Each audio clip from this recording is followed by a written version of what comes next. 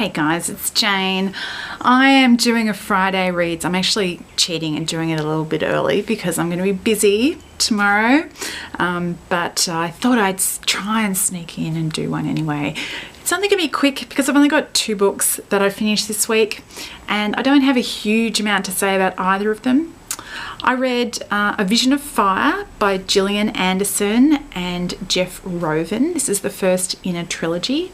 My library had it and I saw the name Gillian Anderson and I went, oh, I should have a look at that. It was enjoyable but nothing special. I probably will read the 2nd and 3rd volumes.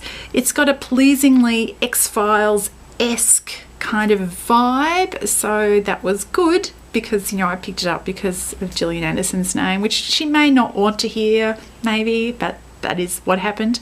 It doesn't have a Mulder and Scully type character, but the mystery that's being looked into could easily have been an X-Files storyline, so that's the connection. The main character in the story is an adolescent psychiatrist who specialises in trauma victims. She's called in by a friend of hers who's a translator at the UN.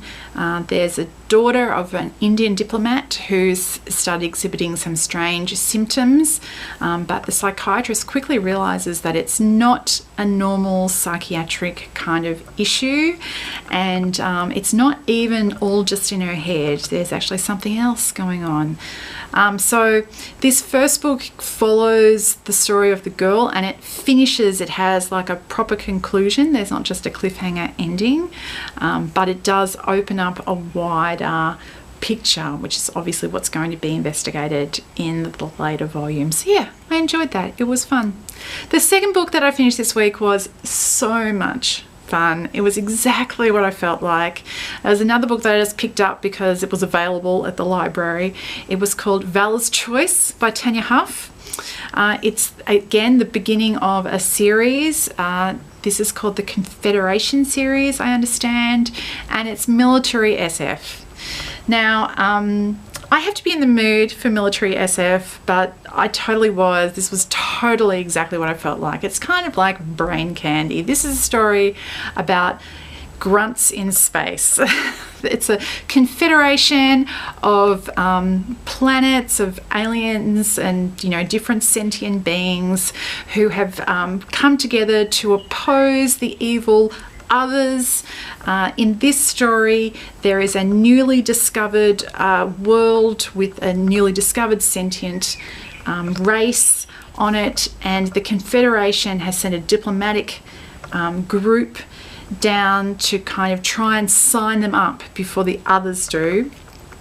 And there is a platoon of Marines who are the sort of escorts for the diplomatic corps, and then at some point the plane that they're in gets shot down and they are stranded in this wilderness area and attacked by hundreds or possibly even thousands of natives.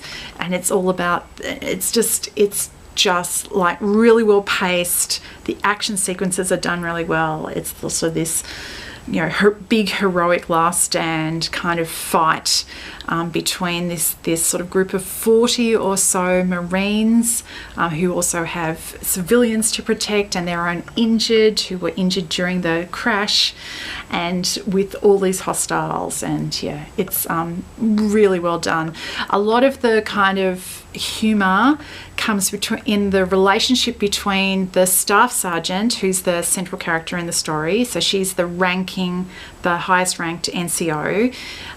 The relationship between her and the second lieutenant, who is like the officer who's in charge of this platoon. He's a newly minted officer. This is his first command straight out of the academy. And so the whole sort of, you know, wizened old NCO trying to manage up to the wet behind the ears officer is a classic kind of military story trope, and it was really well done. I enjoyed this immensely. So that's what I've finished this week. I have just picked up Borne by Jeff Vandermeer, which I know I should have read earlier in the year because everybody loved it. It was on a whole bunch of best of 2017 lists has started coming out, and a lot of them have this on it. So that's just prompted me yet again to give it a try. I really didn't love Annihilation, which I read last year, an earlier work of his, and so it's kind of made me less excited about picking up Borne, but I'm giving it a go now.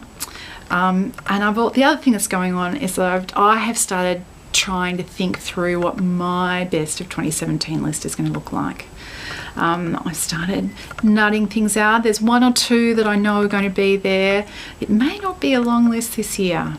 I don't know why. I don't feel like there's been that many things that have really blown me away.